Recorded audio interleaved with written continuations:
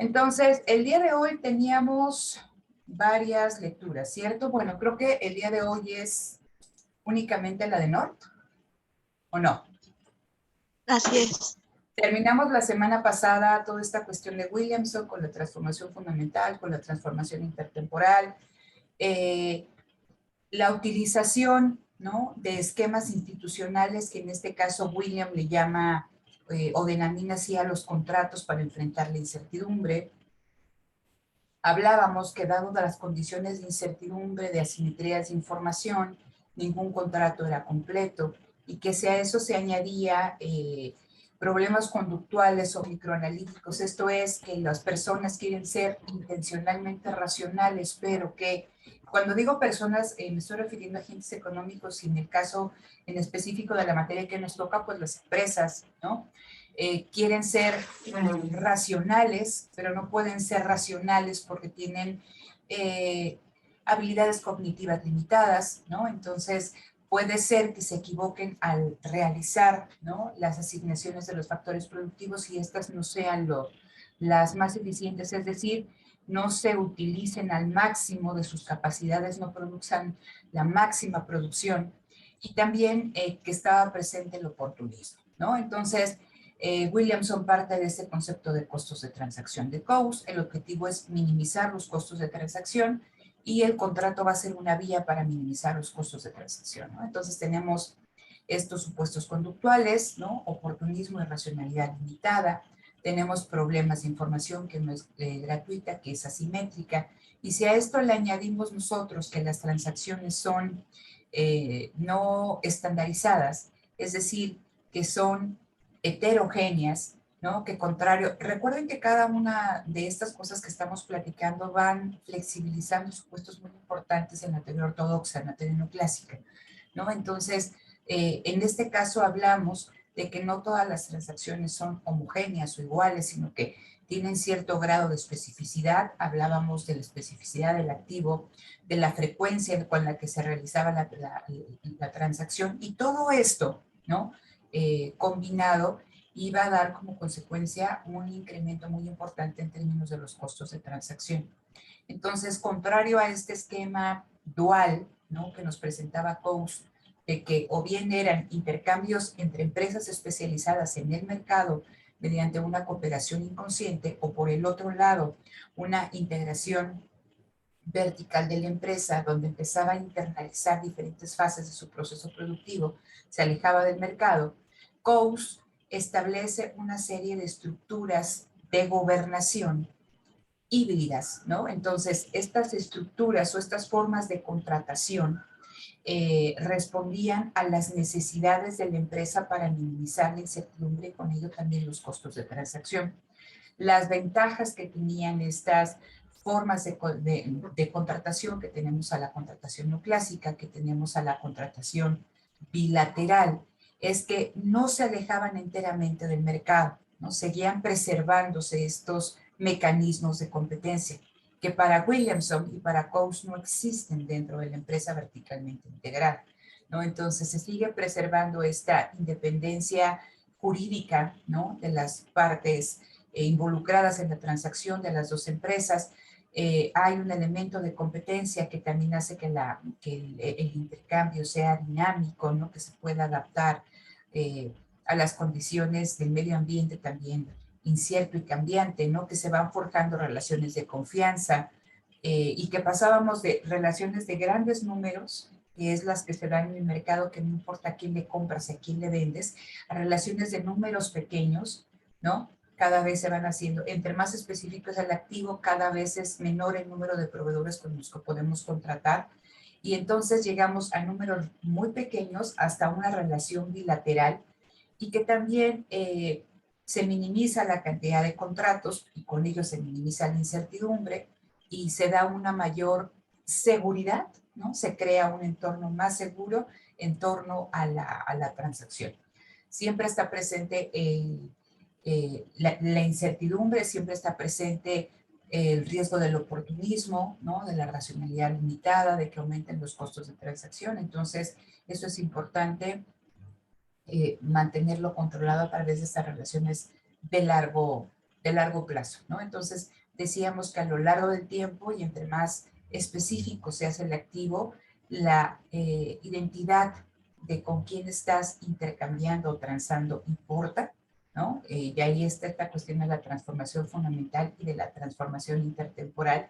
Y decíamos que el contrato tiene que ser capaz de modificarse, de evolucionar, ¿no? Conforme cambian las condiciones en el cual se desempeña la empresa y en el cual se desenvuelve la transacción, ¿no? Lo platicábamos con esa cuestión de las vacunas, que son contratos muy específicos donde hay cláusulas también que salvaguardas que tratan de que la transacción se lleve de la mejor manera, pero eso no implica que no se vayan a dar distorsiones, y lo decíamos, ¿no? Hubo un momento en que no se cumplieron con los tiempos, entonces se tuvieron que negociar. Siempre se preserva la negociación y entonces el contrato se tiene que volver a negociar, se tienen que redactar, quitar, sacar cláusulas, ¿no? Poner nuevas cláusulas, nuevas salvaguardas, y entonces esa capacidad es la que tiene que tener el contrato. Entonces, ahí estaban esas dos condiciones de la transformación fundamental y de la transformación intertemporal, ¿no? Y entonces ahora vamos a ver a North, que es el último, ¿no? De esta tradición que surge con Coase de la nueva economía institucional. Y se habla, bueno, si hay una nueva economía institucional, hay una vieja economía institucional, que son los institucionalistas americanos, pero que nada tienen que ver con la visión de estos nuevos economistas institucionales, ¿no? Ellos ven las instituciones desde otra óptica.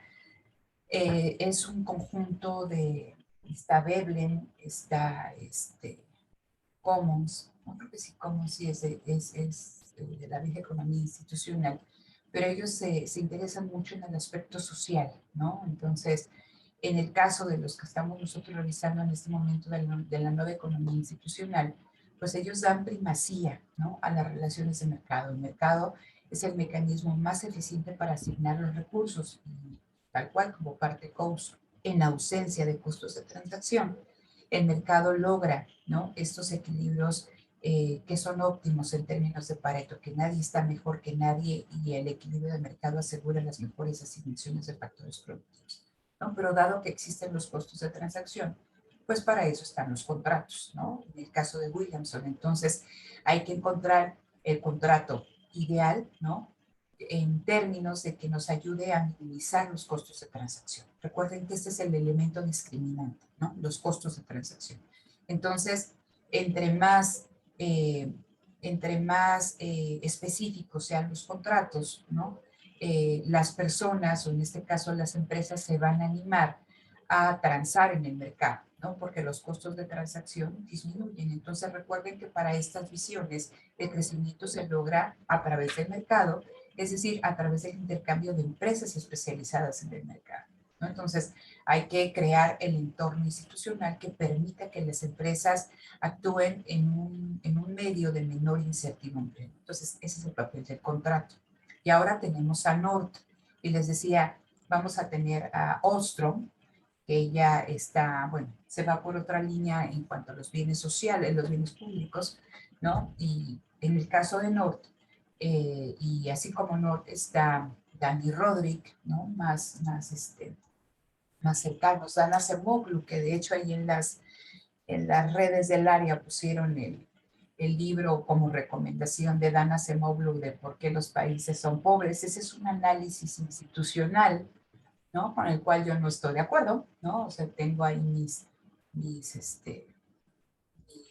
asegúnes con esta teoría institucional, ¿no? Porque nos hablan de que ahora los países divergen, ¿no? En el sentido de que hay países pobres y países ricos, países desarrollados y países no desarrollados por la calidad de sus instituciones, ¿no? Entonces es un problema institucional, meramente, ¿no? Cuando yo creo que el problema de por qué hay países más ricos y más pobres, o desarrollados o no desarrollados, tiene causas más profundas, ¿no? Causas estructurales. Para esta visión, pues es simplemente mejorar la calidad de las instituciones, y eso va a permitir la convergencia que prometen los neoclásicos desde hace mucho tiempo, ¿no? Entonces, en este contexto que ya les platiqué, coméntenme, ¿no? ¿Qué les pareció la lectura de North? qué se les complicó, qué concepto no entendieron. Si tienen ahí a la mano su cuestionario, recuerden que todas las preguntas, chicos, para su examen parcial, que de hecho lo vamos a hacer regresando, ¿no? Van a tener tiempo de estudiar, que eso espero, ¿no? Entonces, vamos a hacerlo regresando en enero. El primer parcial oral, vamos a hacer esta calendarización. Se sacan, ¿no? De las preguntas que ustedes tienen en su cuestionario. Entonces, es importante que si alguna les causa ruido, que lo expresen aquí en la clase, ¿no? Tenían también ustedes ahí 2 clases colgadas en el Classroom, ¿no? Con grupo de maestría, otro con grupo de licenciatura acerca de tanto de esta lectura de Nord como otra lectura que nos habla de producción en equipo, ¿no? Entonces, coméntenme qué les pareció la lectura de Nord. Adelante, Roberto. Bueno, a mí la parte de las instituciones siento que lo vi como muy ligado a que finalmente viene siendo como un contrato, ya que dice que limitaba como las actividades del individuo y se debe de estar examinando que se cumplan y de caso contrario se tendría como una sanción. Siento que viene siendo como el contrato, solo que a diferencia del contrato que ambos están como de acuerdo, o sea, al firmarlo, siento que la institución es como en automático, o sea, por decir, perteneces a cierta nacionalidad y ya solo por ese hecho vas a llevar como ciertas normas. O sea, porque me imagino que en el caso de México, las normas no son las mismas para el caso de Estados Unidos, por un ejemplo.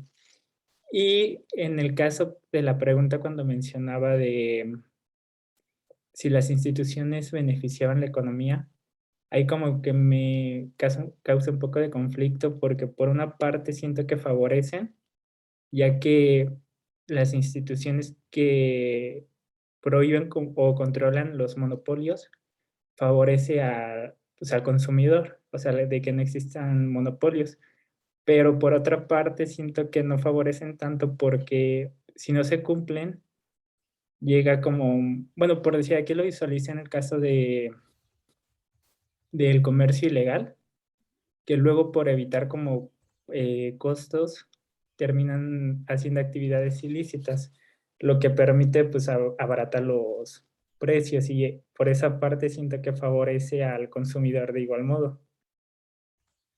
Entonces ahí como que, no sé, como que sí no entiendo si favorecen o no a la economía. Entonces, gracias, Roberto. Eduardo.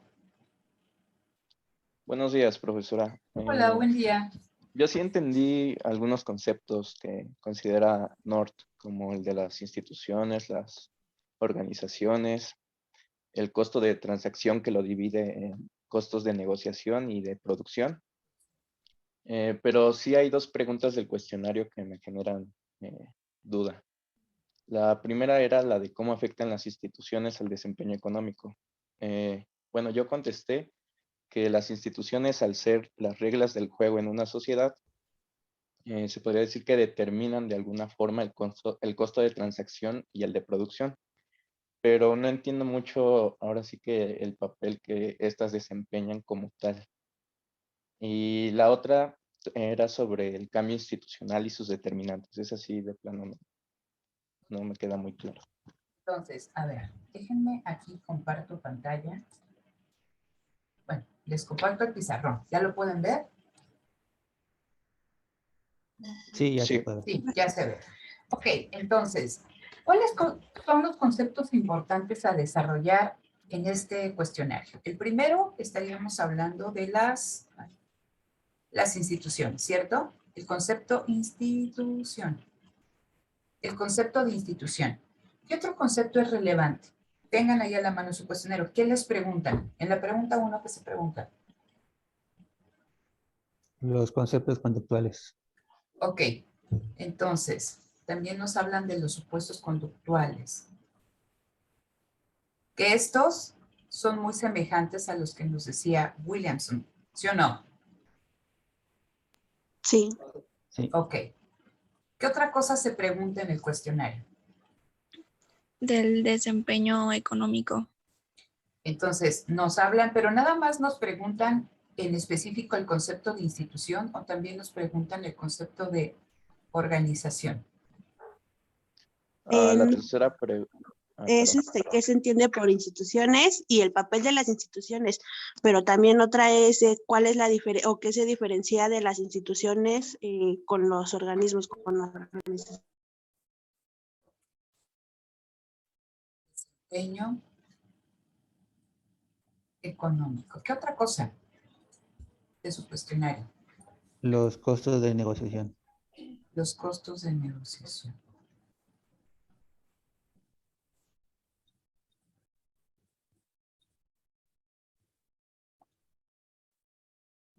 ¿Qué otra cosa? Si favorecía la integración vertical o las transacciones. Okay. Entonces, es instituciones, integración vertical o intercambios especializados. ¿Sale? Entonces, bueno, Y también la del cambio institucional y sus determinantes. cambio institucional.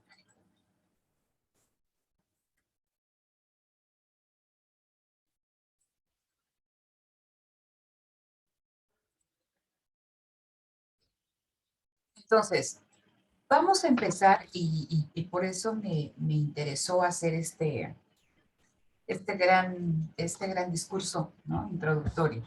Entonces, recuerden, tenemos aquí yo tengo al mercado, pongo una relación 2-2, ¿no? Pero esta es una relación de mercado, ¿no? Estamos hablando que son intercambio entre empresas especializadas. Y una de las características, ¿no? Los puestos, partíamos de los supuestos neoclásicos, es que se intercambian bienes homogéneos, ¿no? Que la tecnología está dada, que hay información perfecta, que hay racionalidad perfecta y que dadas estas cuestiones, pues no existe incertidumbre. Déjenme aquí que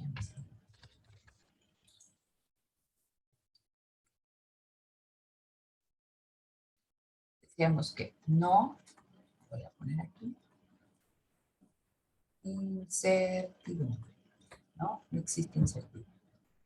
Entonces, también dadas estas cuestiones que hablábamos que hay un número muy grande de compradores, que hay un número muy grande de vendedores, ambos son precio aceptantes y que no importa, nadie tiene, dado el tamaño, dado el conocimiento, dada la tecnología que tienen, que es igual a todos los demás, podemos hablar de una empresa representativa y también podemos hablar que nadie de estas empresas tiene poder de mercado, ¿no? Y decíamos, son precios aceptantes y por lo tanto, dado que nosotros, o que se intercambian bienes homogéneos, la identidad no importa, ¿no? La identidad no importa, no importa a quién le compras, no importa a quién le vendes, ¿no? Entonces, siempre que hay una transacción y decimos, en este intercambio entre empresas especializadas, pues son un montón de puntitos, ¿no? O sea, tenemos un montón de puntitos, un montón de empresas con quienes contratar, ¿no? A quienes comprar, a quienes vender. Entonces, la identidad no importa. Obviamente, y les decía, siempre que hay un intercambio de bienes y servicios, hay un intercambio de derechos de propiedad. Aquí hay contratos. Recuerden que es la contratación clásica. Hay contratos, estos contratos son automáticos, ¿no?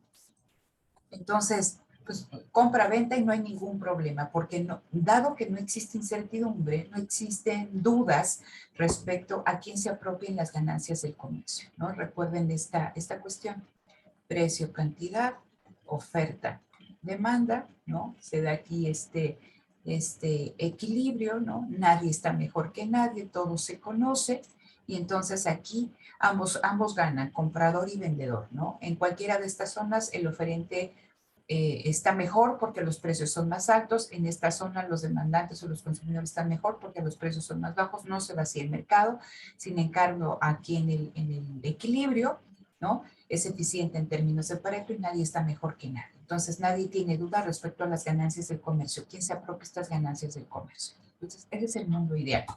Pero entonces decíamos que Coase reconoce pues que esto no funciona así en la realidad. ¿Por qué?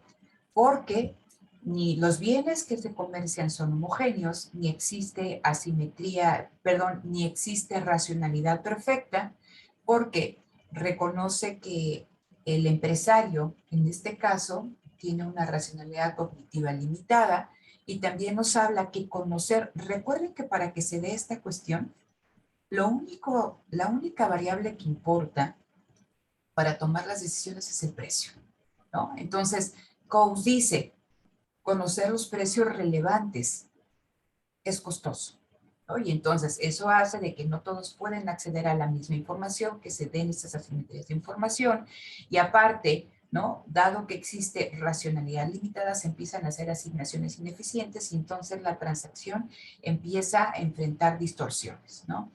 Las personas, o en este caso las empresas, pues no van a tener la certeza de que si van, ¿no? O si realizan transacciones de mercado, pues que obtengan realmente las ganancias que están esperando. Alguien se puede apropiar de las otras. Entonces, aquí entra esta cuestión de los contratos y decimos, ¿qué son los costos de transacción? Son los costos que se generan en torno al intercambio.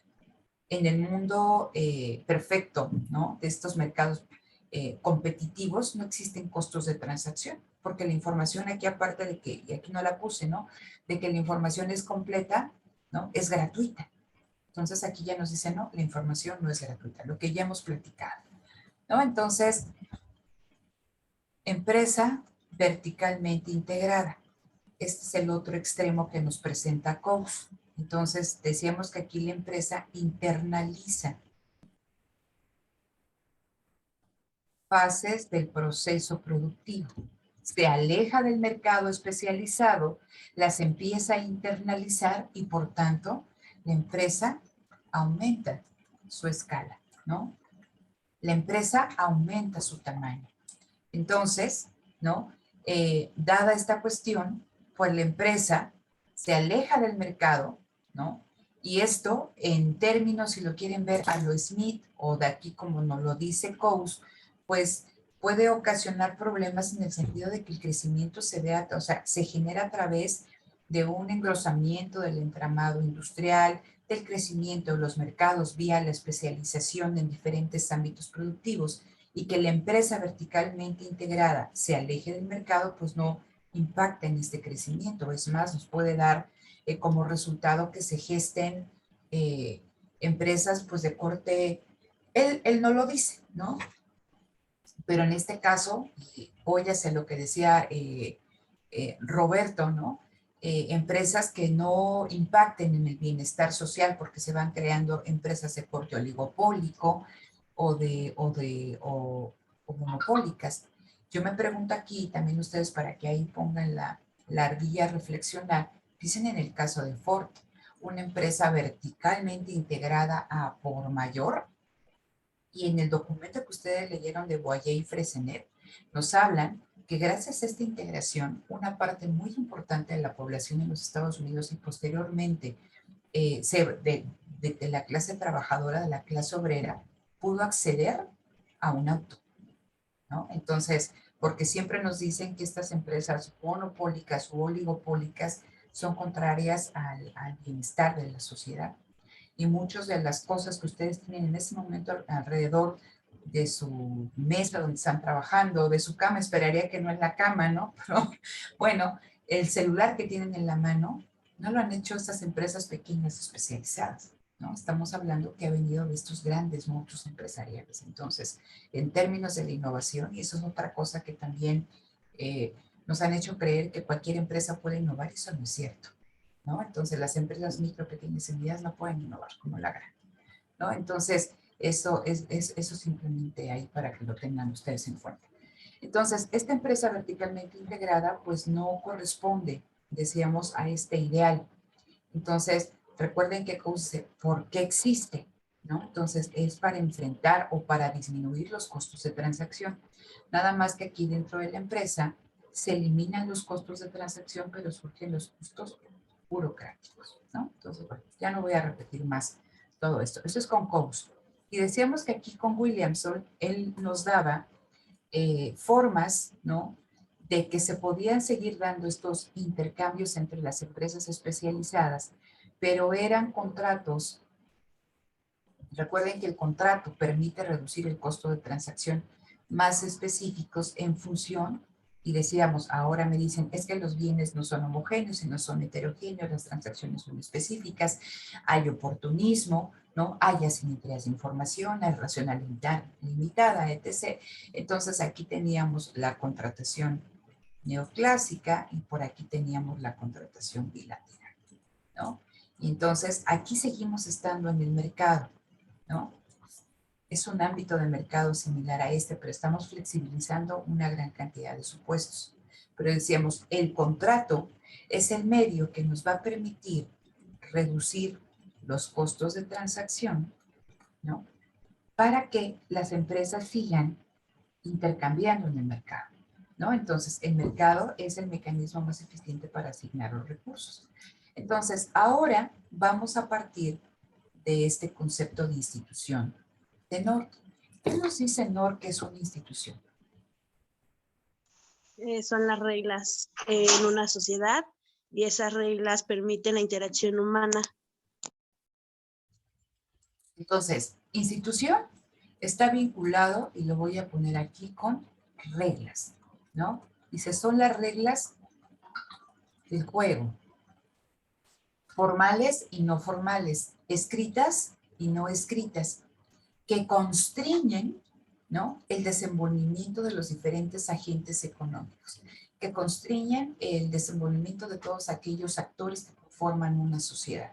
Y nos ponen el ejemplo generalmente de los juegos de mesa, ¿no? Entonces ustedes ahora en Navidad, que van a estar ahí en su casa, ¿no?, en Año Nuevo, pues generalmente siempre terminamos todos jugando juegos de mesa, ya sea el Monopolio o el, ¿cómo se llama?, las damas o el backgammon o el palito chino, lo que ustedes quieran. Todo tiene una regla del juego. ¿Cuál es el objetivo de esas reglas del juego? Permitir la interacción humana.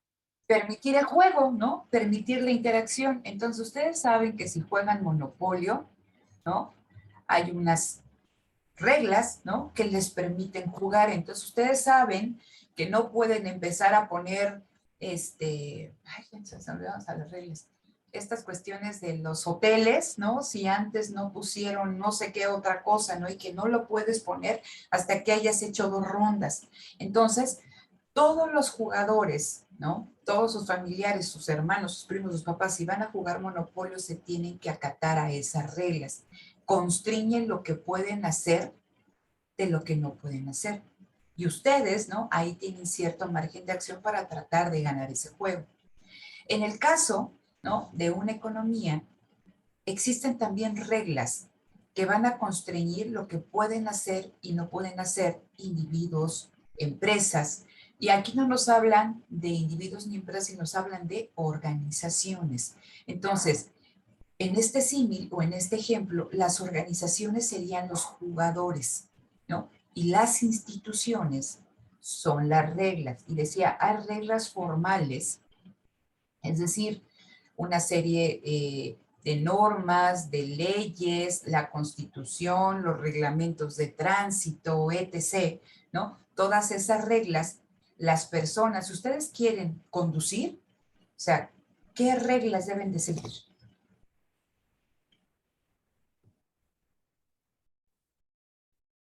¿Cualquiera puede tomar un auto y salirse a manejar? No. No.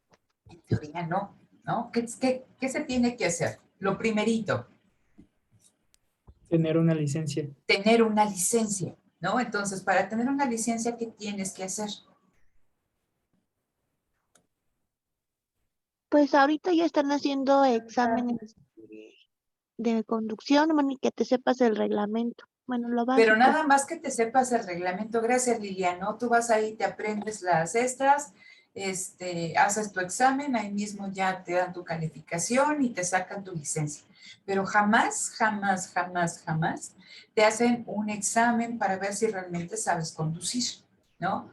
Por ejemplo, en el caso de Japón, si ustedes quieren sacar su licencia de manejo, tienen que tomar un curso y este curso es costosísimo, ¿no? Y aparte tienen que estar yendo ustedes, no solamente son clases teóricas, sino son clases prácticas y aparte les hacen examen de la vista para saber si tienen la capacidad visual para manejar, etc. O sea, es sumamente específico, o sea, está bien reglamentado toda esta cuestión para darte un permiso de conducción, o sea, para conducir. Y durante todo un año debes de traer una calcomanía pegada ahí en tu auto que eres principiante.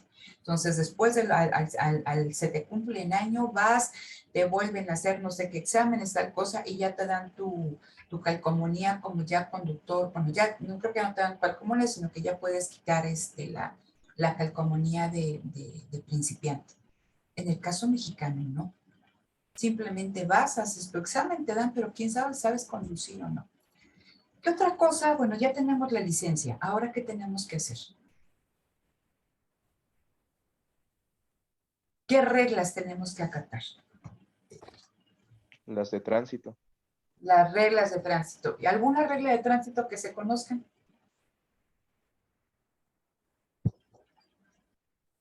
Las de los semáforos. Los semáforos, ¿no? La de los semáforos, que si está el semáforo rojo no puedes pasar.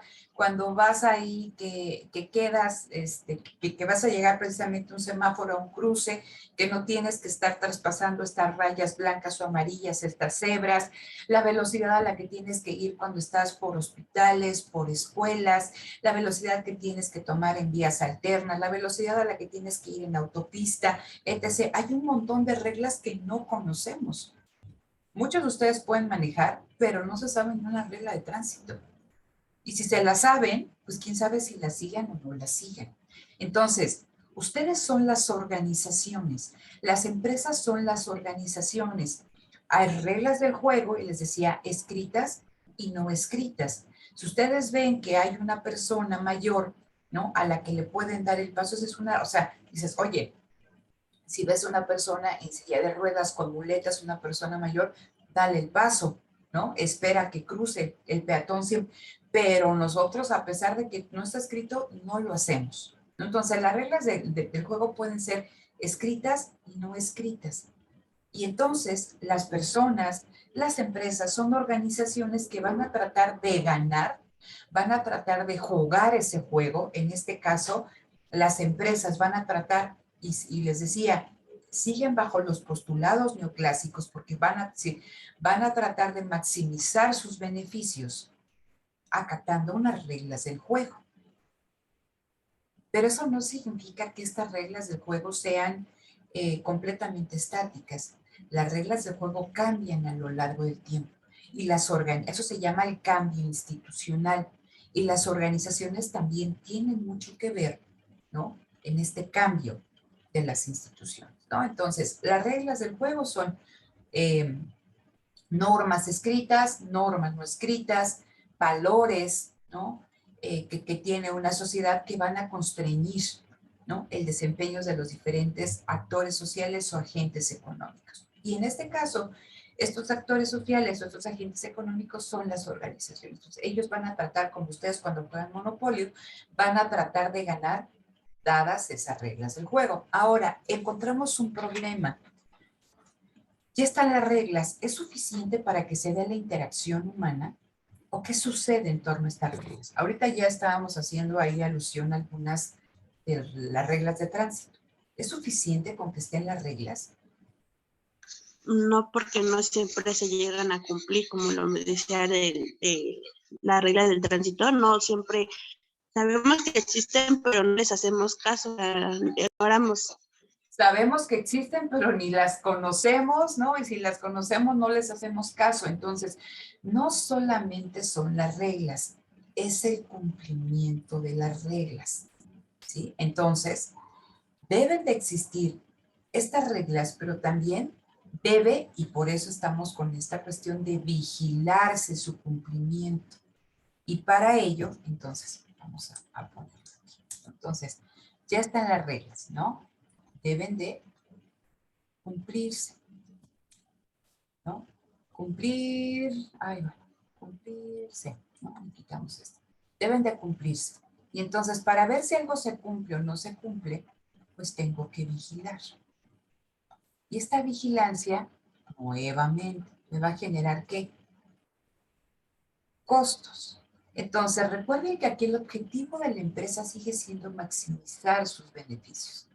Entonces, todo esto, ¿no?, nos va a dar como resultado un subóptimo, ¿no? ¿Por qué? Porque tengo que restar esos costos que antes no consideraba, porque prácticamente todo era automático.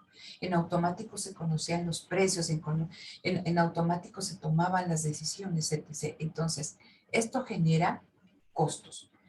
Y les decía, piensen ustedes en las reglas nuevamente de tránsito, que creo que es algo que se pone de ejemplo en el video. Entonces, cuando ustedes van en el segundo piso del periférico, que quieren llegar de un extremo a otro en el menor tiempo, porque tienen que estar en el otro lado de la ciudad a las 8 y son las 7:45, su objetivo es que, dadas esas reglas, ustedes lleguen a las 8 de la mañana allá.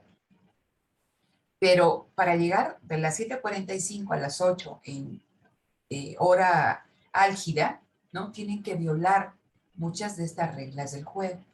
Entonces, en este caso, ya hablamos del marco institucional, las reglas deben de crear o deben de establecer un esquema de incentivos que favorezcan el cumplimiento. Entonces, cuando estamos hablando de esquemas de incentivos, estamos hablando de una divergencia de intereses. Estaríamos hablando que hay un interés social, pero hay un interés individual. Su interés es que ustedes lleguen allá a las 8 de la mañana, llevándose al cristiano que se les ponga enfrente. Y les decía, pero socialmente ustedes pueden crear muchos problemas en términos de accidentes, ¿no?, buscando su interés individual. Entonces, hay un esquema de incentivos que trata, ¿no?, de que esa divergencia de interés entre lo social o lo individual no exista y que ustedes se acojan a estas reglas. ¿Qué esquemas de incentivos conocen en términos aquí de estas reglas de juego del tránsito? ¿Serían las multas? Las multas. Entonces, cuando ustedes van en el segundo piso, en el periférico, están esas cámaras, ¿no? Entonces, las cámaras, su función es que vigilar el comportamiento de los automovilistas, porque saben que a pesar de que están las reglas, no las van a cumplir. A pesar de que esté el reglamento de tránsito y que sea muy claro, no lo van a cumplir. Comportamientos oportunistas, ¿no?, lo que nos decía Williamson. Entonces, hay que vigilar y hay que penalizar estos comportamientos oportunistas y están las multas, ¿sí? Entonces, te toman esta cuestión. ¿Qué pasa? Otra cuestión también importante en términos de seguridad. Antes era, híjole, a mí me tocó que era realmente muy, muy raro alguien que utilizaba un cinturón de seguridad. Y empezaron las multas, y ahora es muy raro que alguien no utilice cinturón de seguridad. No ha proliferado el uso de los cinturones de seguridad en la parte trasera del automóvil, ¿no? Para los que no están como copiloto o piloto, ¿no? Eso no, pero piloto o copiloto es muy raro quien no se pone un cinturón de seguridad. ¿Sí? Entonces, también con esta cuestión de las verificaciones, y se te pasa, te quitan tal cosa de la calcomanía, te multan, ¿no? También esta cuestión de la verificación. Ustedes saben cuántas cuestiones de corrupción se dan en esta cuestión de los verificentros. Entonces, están las reglas, hay que cumplirlas y hay que crear, estas reglas en sí, y por eso decía Roberto, es un contrato. Estas reglas, al final cuando ustedes están jugando, están aceptando un contrato. Hay algo que pueden hacer, como que es su derecho, ustedes deciden si lo hacen y no lo hacen, pero también existe una serie de incentivos de que si ustedes violan una regla, se les penaliza. Entonces, estas instituciones, chicos, ¿no? Estas instituciones, estas reglas, su objetivo último es que los individuos, las organizaciones, interactúen. Y cuando estamos hablando de interactuar, nos estamos refiriendo a ¿qué? A relaciones de mercado. Entonces, el objetivo de las instituciones, el objetivo, ¿no?, es que las organizaciones se desempeñen en un entorno que no sea incierto, porque todo está reglamentado. Si ya haces A, se te penaliza con B. Si haces C, se te penaliza con D, ¿no? Dado X, Y, Z, tú puedes jugar, ¿no? Este juego, ¿no? Entonces, ese es el papel de las instituciones y por eso cuando me hablan de qué relación tienen las instituciones con el desempeño económico, y si el desempeño económico en esta visión se crea a través, ¿no?, de intercambios entre empresas especializadas, las instituciones favorecen el desempeño económico. ¿Sí me explico? Sí. ¿O alguien no lo entiende?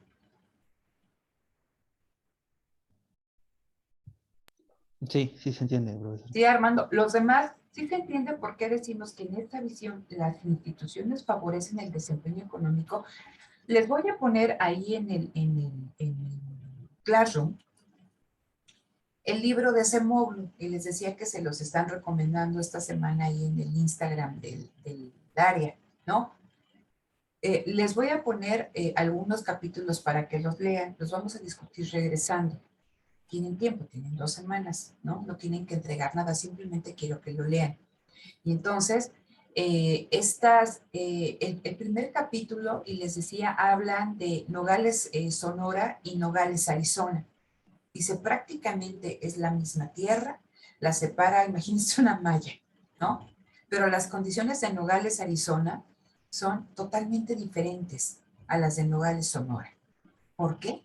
Por las instituciones, ¿no? Porque allí están las reglas y las reglas se cumplen y los esquemas de incentivos funcionan. Si en el caso mexicano no, puede que estén las reglas, pero no está un esquema de incentivos que anime su cumplimiento y hay cuestiones de corrupción, ¿no?, que hace que estas reglas no se cumplan. Entonces, la explicación es de que su desempeño económico, el bienestar de esa población que vive en ambos lugares, ¿no?, Nogales, Sonora y Nogales, Arizona, se ve afectado por la calidad de las instituciones, ¿no? Entonces, por eso les decía que es importante que ustedes lo revisen. Entonces, en esta visión, entre más específicas sean las reglas, ¿no?, entre más específicos sean el esquema de incentivos que animen a su cumplimiento. Recuerden que un incentivo es algo que te anima a hacer algo o no hacerlo. Y te anima a hacer algo porque vas a ganar y te anima a no hacer algo porque vas a perder o vas a ser penalizado. Entonces, encontrar el esquema de incentivos que favorezca, ¿no?, el acatamiento de estas reglas del juego. Y si las reglas del juego se acatan, ¿qué pasa en términos de incertidumbre? ¿Se reduce o aumenta? Se Disminuye. reduce. Se reduce, disminuye. Entonces, las reglas del juego, si se acatan, contribuyen a la reducción de la incertidumbre. Y si disminuye la incertidumbre, las empresas regresan al mercado o se integran verticalmente.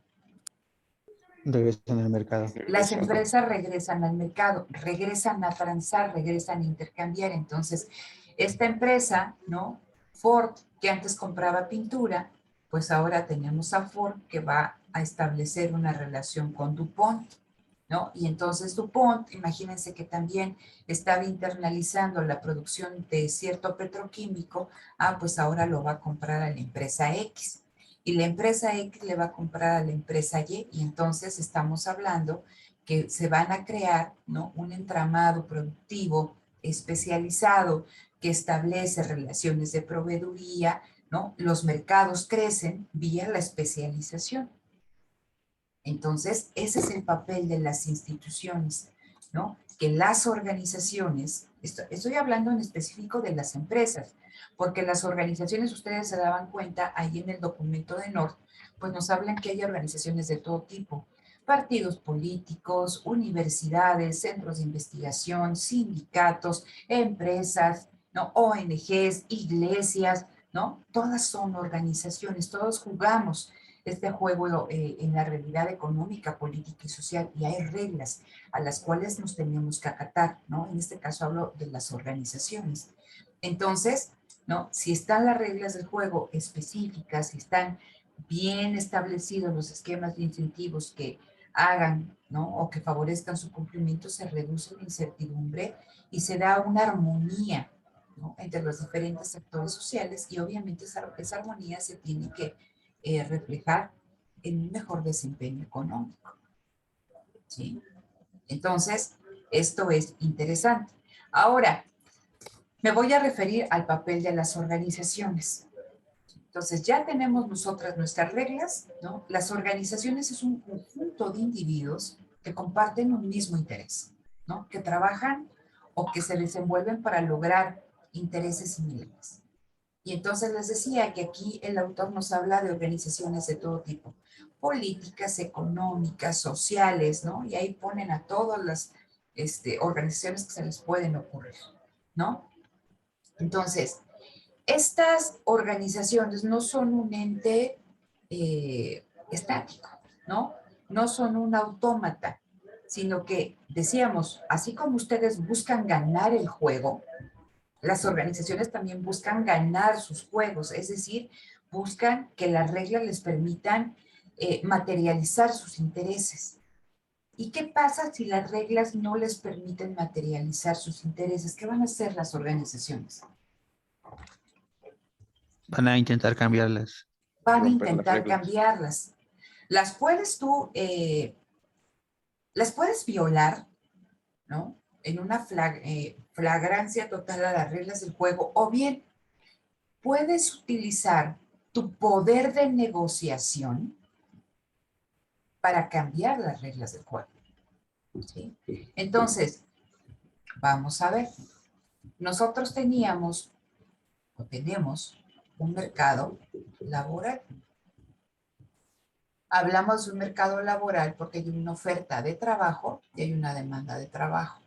La oferta de trabajo la hacemos nosotros como personas, ¿no? La demanda de trabajo la hacen las empresas, ¿sale? Entonces, ese mercado, ese intercambio, y estaba constreñido anteriormente a una serie de reglas. Entonces, tú llegabas a una empresa y tenías un contrato o firmabas un contrato colectivo de trabajo.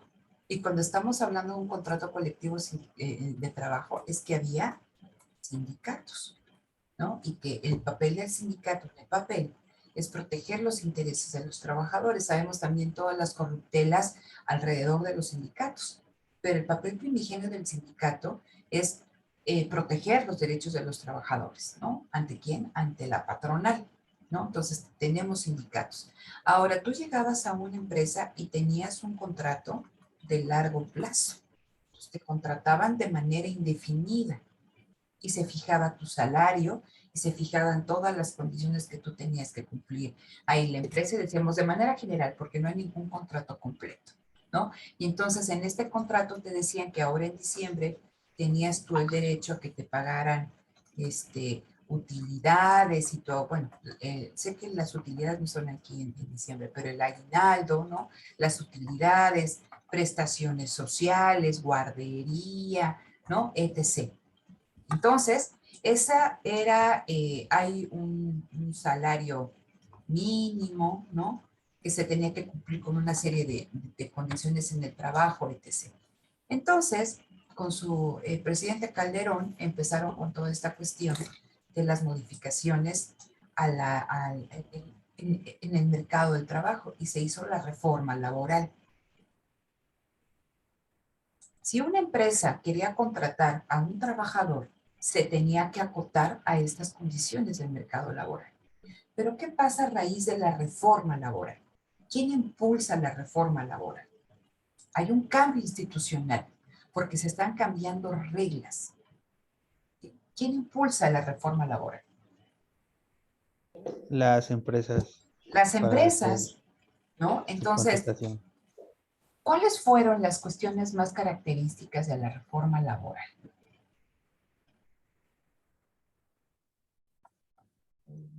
Bueno, creo que el principal son las subcontrataciones que se dan por terceros.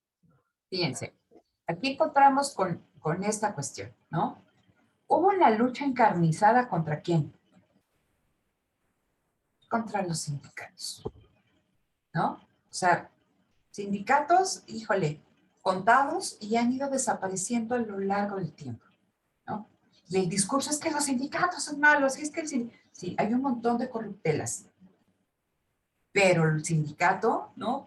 O sea, ganó, o sea, el trabajo sindical ganó un montón de prerrogativas para los trabajadores.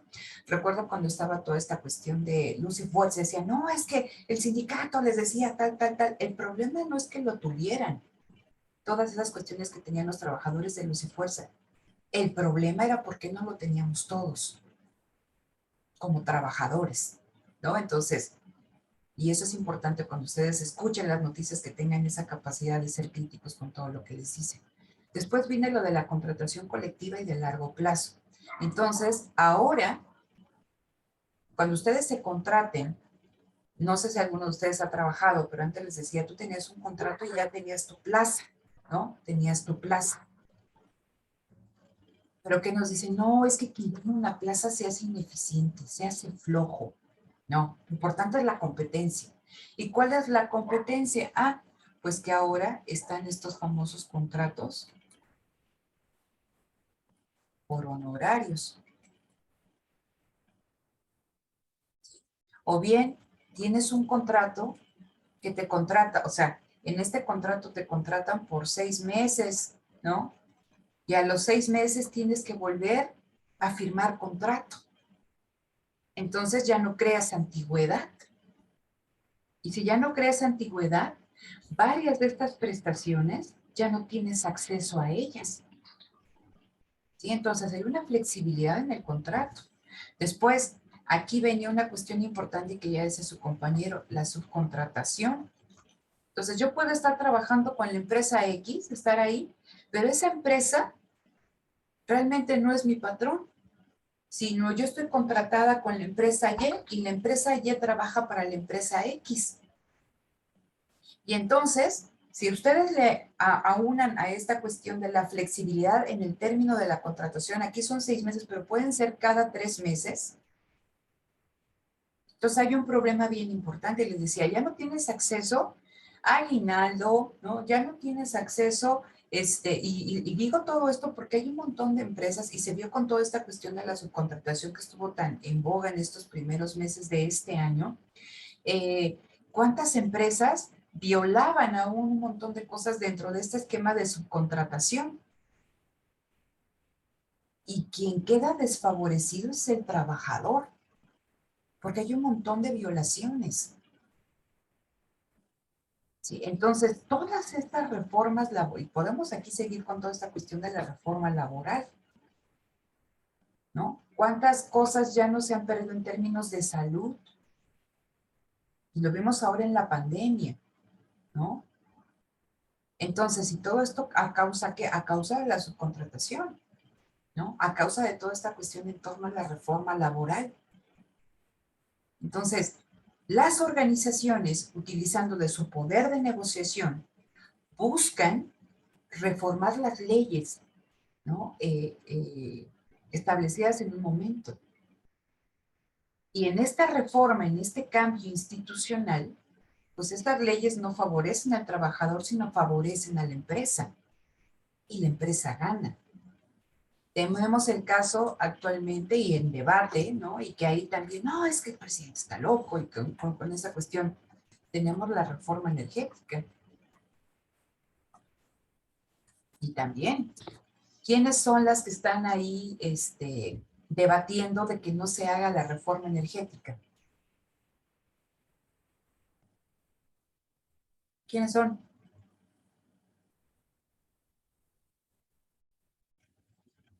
¿Nadie? ¿Quiénes están en contra de la reforma energética?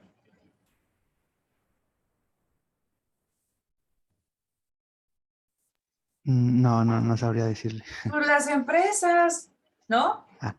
Pues a ver, eso mis hijos están así, pero un pasito de ser economistas. Métanse a todos estos, hay un montón de foros de discusión política, económica, no sean ajenos a todo esto, ¿no? Los van a contratar para resolver problemas, no pueden desconocer muchas cosas, ¿no? Entonces, a ver, con toda esta cuestión de la reforma energética, quienes están detrás de todo esto, de que no quieren lo de la reforma energética son las empresas, porque dicen, no, es que esta reforma energética atenta contra la competencia. Eso no es cierto.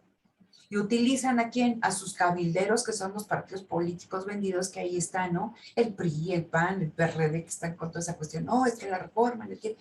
Entonces, estamos hablando de estos juegos, ¿no? De estos juegos, y decimos, una organización es un partido político. ¿Cuántos intereses políticos y económicos no se crean dentro de estos partidos políticos?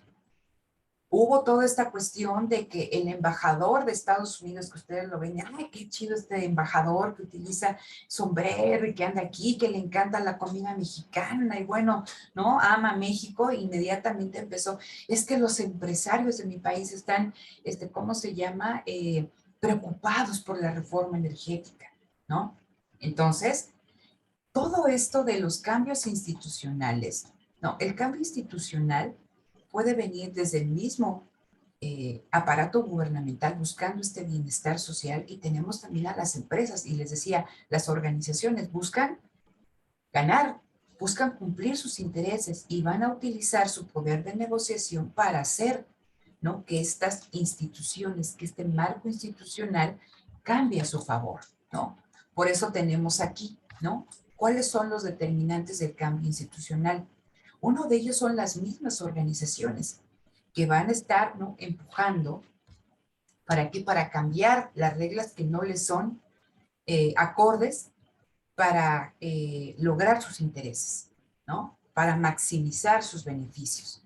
Otra fuente del cambio institucional, estas instituciones, estas reglas pueden ir cambiando a lo largo del tiempo, ¿no? En un viraje gradual.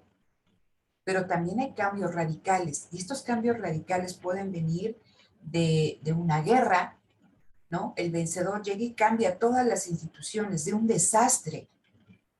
A raíz de toda esta cuestión también que estamos viviendo con la pandemia sanitaria, pues sería un tiempo importante en ver, ¿no?, todas estas instituciones en torno a la salud, ¿no? De que hay una gran cantidad de personas, ¿no?, que están ajenas porque están en mercados informales. O sea, ya no digamos que les atañe esto. Un porcentaje bien importante de la población que está en el sector servicios y en la informalidad y que no tiene, o sea, pero ni acceso, ¿no?, a instituciones de salud, y el costo tan grande que tuvo para ellos esta cuestión de la pandemia. Entonces, todas estas cuestiones tendrían que atenderse y se tendrían que ver en términos de cambios institucionales.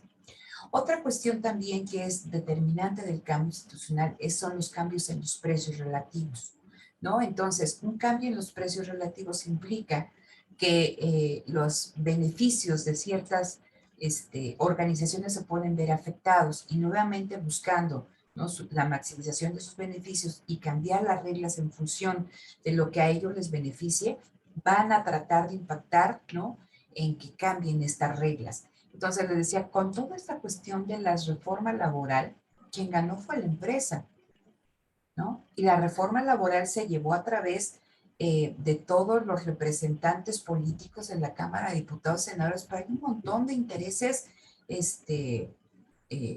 políticos y económicos, ¿no? Entonces, ustedes veían que la secretaria de Energía de Calderón, pues ahora está trabajando con Iberdrola, o que el mismo Calderón, pues está también con esta empresa, ¿no? En el caso, fíjense, yo hablo como profesora. A mí me invitaron hace tiempo a dar clase en una universidad privada donde los alumnos pagaban 100,000 pesos el semestre, ¿no? Entonces, cuando ustedes se contrataban con la empresa, bueno, en este caso la universidad, en el contrato tú firmabas y decías que esa no era tu única fuente de trabajo. ¿Por qué? Porque si es tu única fuente de trabajo, la empresa, en este caso la universidad que te contrata, adquiere todas estas obligaciones contigo, ¿no? Utilidades, aguinaldo, seguridad social, ¿no? Entonces, si tú firmas, estás asumiendo o estás aceptando que no es tu única fuente de ingresos, porque si no la empresa tendría que hacerse cargo de todas estas cuestiones. Entonces, generalmente en las empresas, en las universidades privadas, el salario es mucho mejor que en las empresas públicas, ¿no? En este caso, la universidad pública. Pero no te dan ni seguro social, ya no hablamos de seguro de gastos médicos, no tienes cobertura social. No te pagan ni aguinaldo, ni utilidades, ningún tipo de prestaciones. Absolutamente nada. Entonces, y les digo, ¿quién gana ahí? La empresa. Porque les decía, por alumno, o sea, pagaban 100,000 pesos. Yo cuando estuve trabajando, que fue que hace como 4 años, pagaban 100,000 pesos el semestre, ¿no? Entonces, ¿quién gana? La empresa. Entonces, ¿quién está detrás de toda esta reforma laboral? ¿Quién está detrás de la reforma energética? Bueno, en este caso, en contra de la reforma energética, las organizaciones, porque se ven afectados sus intereses y hacen uso de su poder de negociación, de su poder político, de su poder económico, para que este cambio institucional, ¿no? Pues les favorezca a ellos, ¿no? Entonces, el objetivo aquí también, en este caso, de un gobierno que se preocupa por el bienestar de su sociedad, es que estas organizaciones, ¿no?, favorezcan el desempeño económico. Entonces, nos dicen, ¿no?, estas instituciones, tal cual como están y como nos las venden, no, es que con la reforma laboral se van a crear no sé qué cuántas fuentes de empleo. Pues, ¿dónde están? No están. Entonces, el papel de las instituciones bajo esta visión es que debería, ¿no?, de mejorar el desempeño económico, el bienestar social. Sin embargo, en el caso mexicano ha mejorado, ¿no?, el papel solamente de unos cuantos. Ahora, si nos vamos a esta quinta, bueno, ya platicamos la cuestión del cambio institucional, de los determinantes. Si nos vamos a esta quinta cuestión de si las instituciones favorecen la integración vertical o el intercambio especializado, ¿ustedes qué me dirían?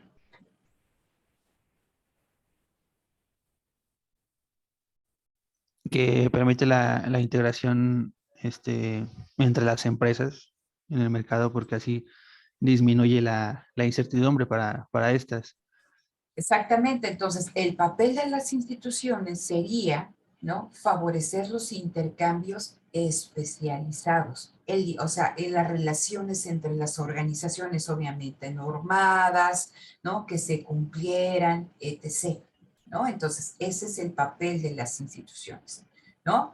Incentivar el intercambio. En el caso de nuestra materia en específico, ¿no?, empresas, incentivar el intercambio entre empresas especializadas.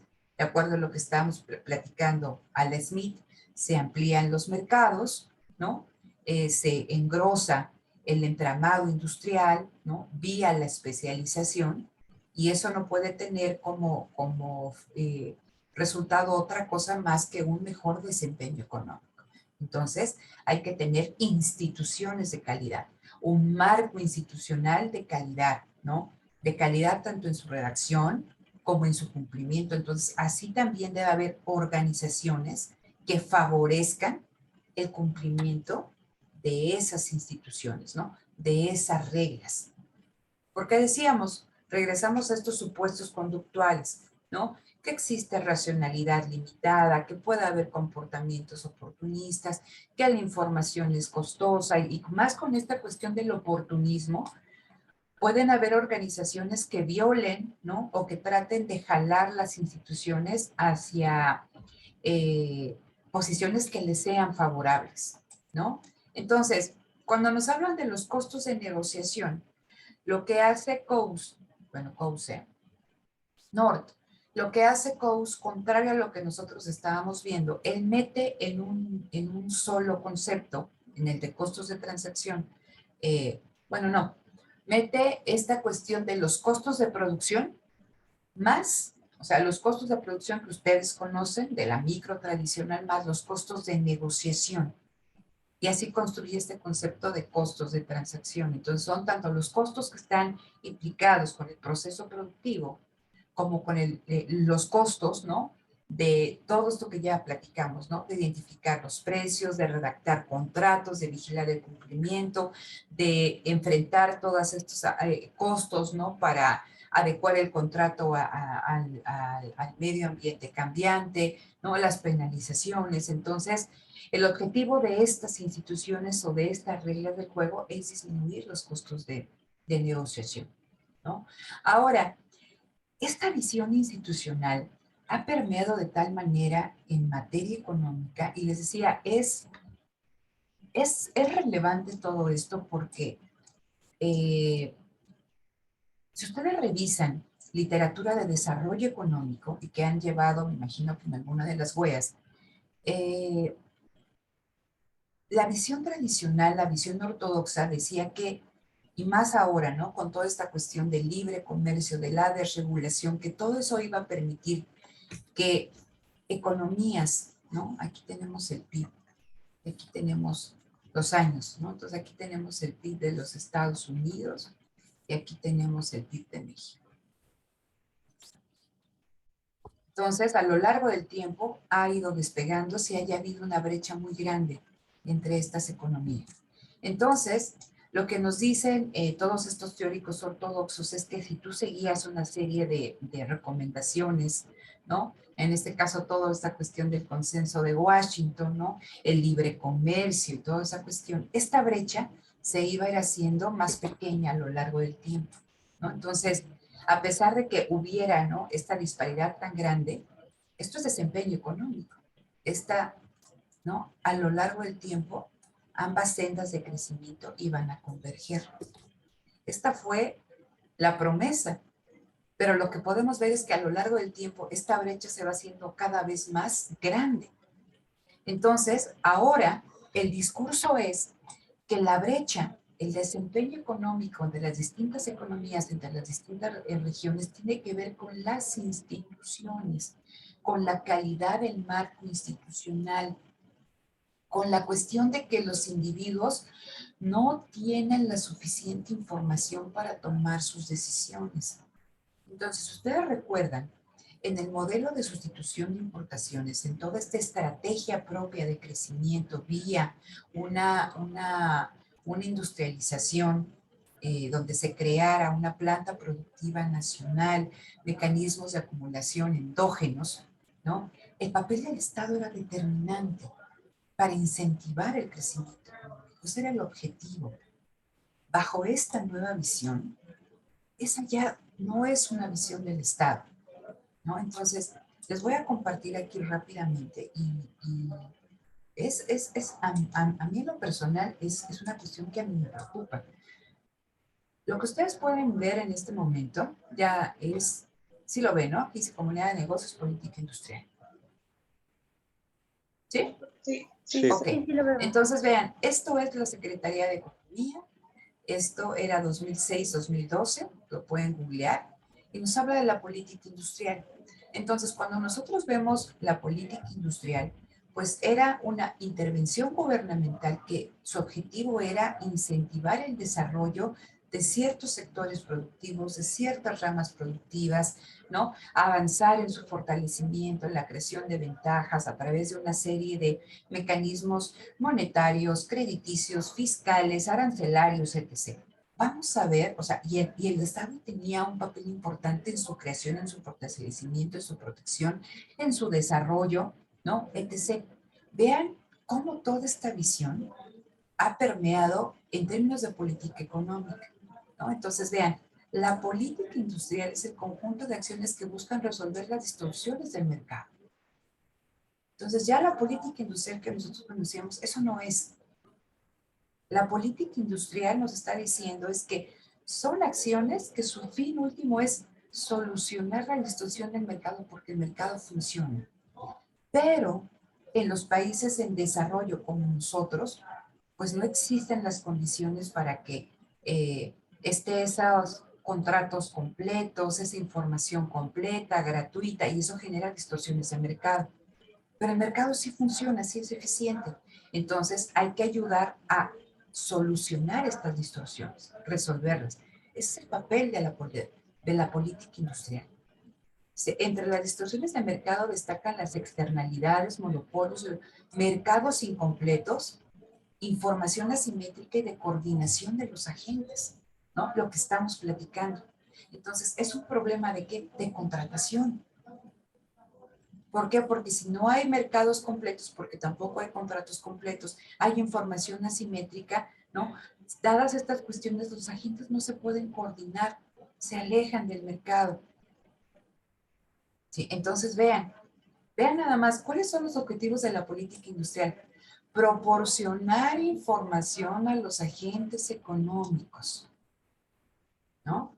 Ese es el primer objetivo, proporcionar información, porque es un problema de información, es un problema de instituciones, es un problema de mercado, ¿no? Entonces, vean, proporcionar información a los agentes para resolver las distorsiones de mercado, en particular información asimétrica y coordinación de agentes. Entonces, toda esta visión institucional, y lo podemos ver más adelante con diferentes cuestiones, ha permeado muchísimo en términos de política económica. Y ahora nos dicen que esta brecha que les presenté entre los diferentes países, pues es gracias a que hay divergencias institucionales, ¿no? Asimetrías de información, mercados incompletos. Y entonces, ese tiene que ser el papel del Estado, ¿no? Ayudar, crear mercados y ayudar a que los mercados funcionen. Y nos ponen de ejemplo a todos estos tigres asiáticos, después a los tigritos, nos ponen a China, ¿no? Que principalmente con los tigres asiáticos que nacen en los 70, vía una estrategia exportadora, ¿no? Nos dicen, no, es que ese es el prototipo del país que tenemos que ser, ¿no? Cuando si realmente se hace un análisis serio de lo que hicieron estas economías para despegar, el Estado tuvo un papel determinante, ¿no? Y estas simplemente el Estado chino, ¿no? En China no se han seguido los lineamientos que ha dictado el consenso de Washington desde hace mucho tiempo o que se ponían desde los primeros del desarrollo, ¿no? De lo que se tenía que hacer, como repetir la receta para los países desarrollados. Nada que ver. Pero ese es el problema con esta economía institucional. Es una economía muy atractiva, ¿no? Hacen un discurso muy atractivo y por eso les decía, les voy a colgar este libro de Acemoglu para que lo lean con calma. Se lee muy rápido. O sea, no es nada pesado ni abstracto, les pone un montón de ejemplos, ¿no? Y ustedes llegan convencidos, es que de verdad las instituciones es lo que falta. Eso no es cierto, ¿no? Son problemas estructurales mucho más graves. Pero ahora nos dicen que si nosotros tenemos un estado de, o sea, y véanlo en términos de cómo se generan ventajas competitivas, con un estado de derecho, con la protección de los derechos de propiedad, ¿no? Con la creación de instituciones que provean información, ¿no? Mercados completos. Con eso vamos a alcanzar las pautas de desarrollo de China, de Alemania, no sé, de Finlandia. Eso no es cierto, ¿no? Pero es muy atractivo todo este desarrollo de la economía institucional y ha sido tan atractivo que Coase, Williamson y North son premios Nobel, ¿no? Entonces, no sé si tengan alguna duda hasta aquí, estimados. No. ¿No? Todo claro. Todo claro. Yo Entonces, dime. bueno, quería preguntar si las instituciones ineficientes, entonces son aquellas como las que se quedan con mayor beneficio a costa de que otras pierdan ese beneficio. Bajo este enfoque, Connor dice que a lo largo del tiempo y dado este cambio institucional, puede ser que instituciones ineficientes que atentan contra el desempeño económico son las que predominen y que por eso los países van a tener estas divergencias en sus pautas de crecimiento. Por lo tanto, ¿no? Que hay que actuar para crear instituciones eficientes que promuevan el desempeño económico. Ahora que lean este documento de Acemoglu, el ALBA de instituciones extractivas, ¿no? Entonces son estas instituciones ineficientes que persisten en diferentes economías y que en lugar de incentivar el desarrollo económico, ¿no? Van en su detrimento, ¿no? Entonces sí, es esta cuestión, ¿no? Que los países están pobres, ¿no? Que continúan siendo pobres, pues porque tienen instituciones ineficientes. Entonces hay que acabar con estas instituciones, ¿no? Promoviendo un mejor desempeño económico, pero que va a haber reticencias entre ciertos grupos, ¿no? Porque pues se atenta contra sus intereses. Yo creo que estamos viviendo, si a ustedes les interesa y se ponen ustedes ahí a ver, una época muy interesante internamente, en el sentido de cuántos empresarios no están muy enojados con el gobierno actual, en el sentido de que están atentando contra sus intereses, ¿no? Y vienen las guerras del comunismo y ahora que ya es como Hitler y bueno, cada barrabasada ahí que golpe de Estado y bueno, ¿no? Entonces, va por ahí, ¿no? Pero sí es importante, digo, que ustedes sean bien críticos con y con cualquier cosa, ¿no? Y que si ustedes se casan con esta cuestión institucional y que les interesa, pero que también sepan argumentarla. Y les digo, yo no estoy de acuerdo, a mí me parece que se queda corta en muchas cosas. De hecho, hacia ahí va el libro que espero publicar el siguiente año, ¿no? En toda esta cuestión de este debate institucional, pero es lo que dice, ¿no? Y digo, ha tenido mucha aceptación tal cual que es lo que estamos viendo aquí en términos de política económica, no solamente en nuestro país, sino en muchos países, ¿vale? Entonces, hasta aquí dejo la grabación.